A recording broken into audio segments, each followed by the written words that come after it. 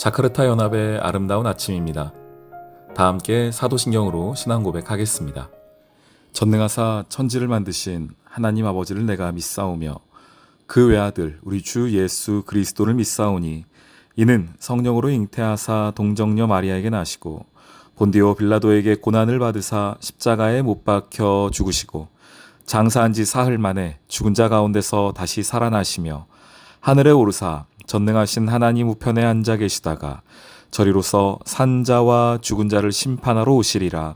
성령을 믿사오며 거룩한 공회와 성도가 서로 교통하는 것과 죄를 사하여 주시는 것과 몸이 다시 사는 것과 영원히 사는 것을 믿사옵나이다.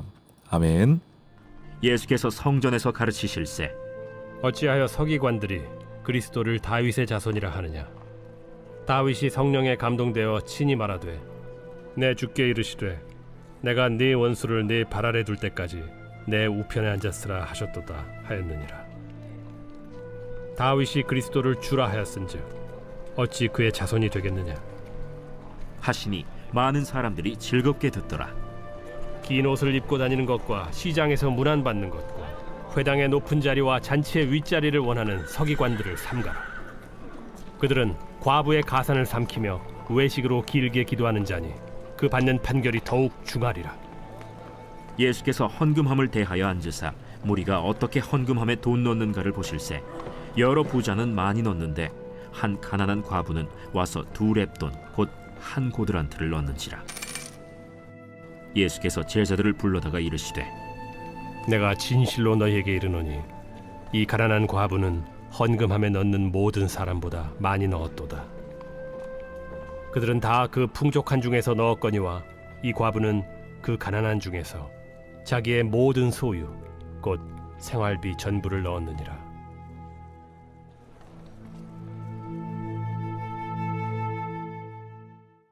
샬롬, 자카르타 연합의 아름다운 아침입니다. 오늘은 말씀 속에서 두 부류의 사람들이 매우 확실한 대비를 이루고 있습니다. 서기관들이 나오고 또 한 부류는 과부들이 나오게 됩니다. 이 서기관들은 그 말씀에 대한 권위를 사람들로부터 인정받았고 또한 그러한 인정이 사람들의 존경이 되기도 했습니다. 오늘 말씀에 보면 긴 옷을 입고 다닌다라는 표현도 있고 시장에서 문안받는다라는 표현도 있습니다. 당시에는 옷이 곧 권력이었습니다. 어떤 옷을 입느냐, 어떤 색의 옷을 입느냐 이런 것들이 그 사람의 사회적 신분을 나타냈기 때문에 긴 옷을 입었다라는 것 자체가 이 사람의 사회적 신분을 나타내주고 있습니다. 게다가 시장에서 인사받았다, 문안받았다는 것 자체도 보면은 이 사람이 많은 사람들로부터 존경과 인정을 받고 있구나라는 것을 알게 되지요. 회당의 높은 자리, 잔치의 윗자리를 원하는 서기관들, 여기서 원한다라고 말은 하지만 실제적으로 그들은 언제든지 그 자리에 앉을 수 있는 사람들이었습니다.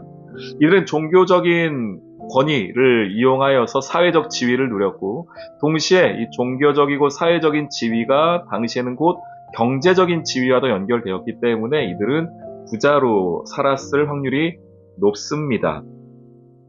그런데도 불구하고 이들이 했던 행동들을 보면은 40절에 외식했다라고 말하죠. 그래서 아마 이들이 그런 존경은 받았을지 몰라도 하나님 보시기에는 그들이 외식하는 모습으로 보여졌을 겁니다.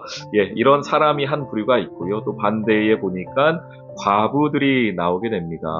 이 과부는 40절에 보면은 그 서기관들이 과부의 가산을 삼켰다라고 보니까 아마 모든 일에서 약자에 있어서 이런 정치적, 경제적, 종교적 자기의 권리를 다 누리지 못하고 그냥 누군가가 와서 뺏어가면은 뺏겨야 하는 사회적 약자 이런 모습이 있습니다.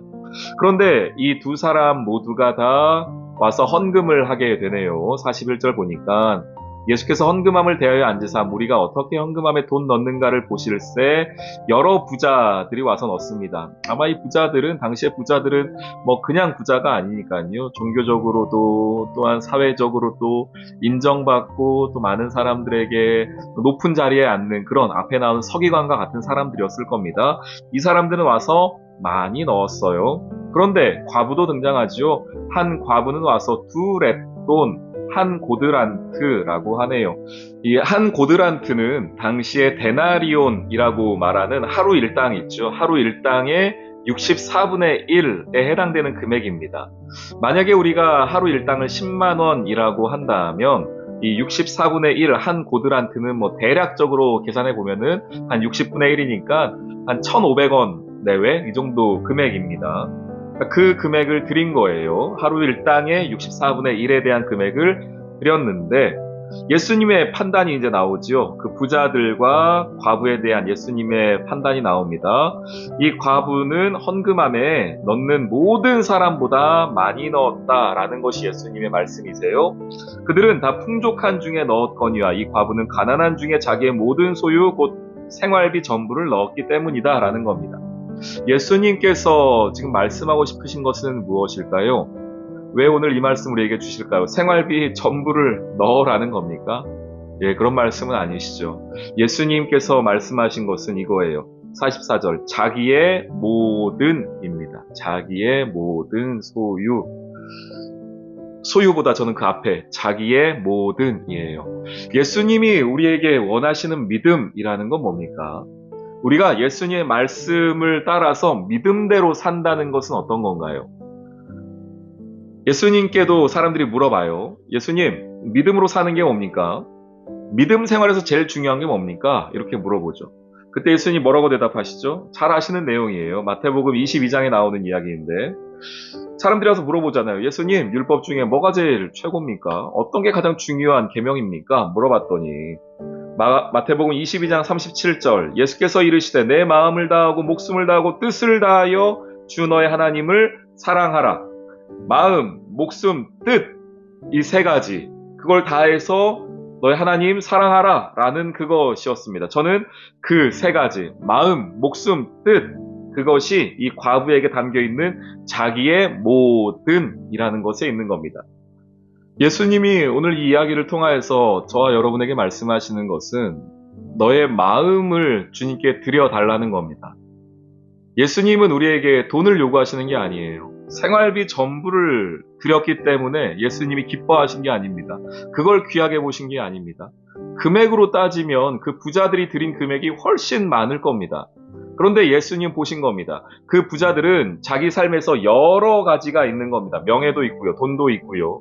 또 사회적 덕망도 있고 정치적인 힘도 있고 인간 네트워크도 있고 여러 가지 중에서 내가 드려도 얼마 자기 삶에 티도 나지 않는 것, 자기 삶이 흔들리지 않는 것, 그냥 그걸 드린 거예요. 그리고 그걸 드렸다고 하여서 내 삶이 무너질 일도 없습니다.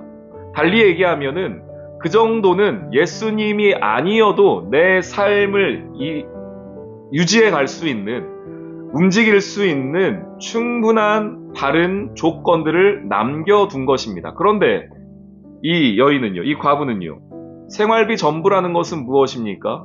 결국 내 삶 전체를 드렸다는 거예요. 내 마음 전체를 드렸다는 겁니다. 이게 주님께 드려지고 나면은 더 이상 의지할 게 없는 상황인데도 불구하고 주님께 드린 겁니다. 왜요? 그 마음이죠. 내 마음이요. 여러분, 주님보다 더 의지하는 것이 혹시 있으신가요? 돈입니까? 혹은 우리 자녀의 성공입니까? 아니면 어떤 정치적이고 세상적인 권력과 권위입니까? 그 중에서 조금 떼어서 주님께 드린다고 하여도 내 삶에 크게 내 안정감을 공격하지 못하고 내 안정감이 흔들리지 않는 거라고 한다면 주님이 그거 받으신다고 하여도 크게 기뻐하지 않을 거예요. 왜요? 주님은 전부를 원하시니까요. 내 마음의 전부, 내 안정감의 전부, 내가 기대하는 전부를 요구하시기 때문입니다. 아브라함에게 이삭이 그런 존재였을 것이고 하나님께는 예수님 그분이 그런 존재였을 겁니다. 항상 사랑은 전부를 요구합니다. 사랑은 99%만, 98%만 주고 1, 2%는 남겨두지 않습니다. 사랑은 0 아니면 100이에요. 그런데 오늘 하나님께서 말씀하시는 겁니다. 너의 모든이라고 말씀하세요. 내 마음 전부입니다. 오늘 하나님께 여러분 마음 전부를 드릴 수 있는 시간이 되었으면 좋겠습니다. 오늘 이 하루 살아가시면서 다른 것, 내 생각, 내가 바라는 어떤 것이 아니라 오직 예수님께 더욱 집중할 수 있는 이 하루 되시기를 주님의 이름으로 축원합니다. 아멘. 오늘의 기도. 만유의 주인이신 하나님, 나의 중심과 마음을 잘 가꾸어 우리 자신을 주님께 드리길 원합니다. 우리를 기뻐 받아주세요.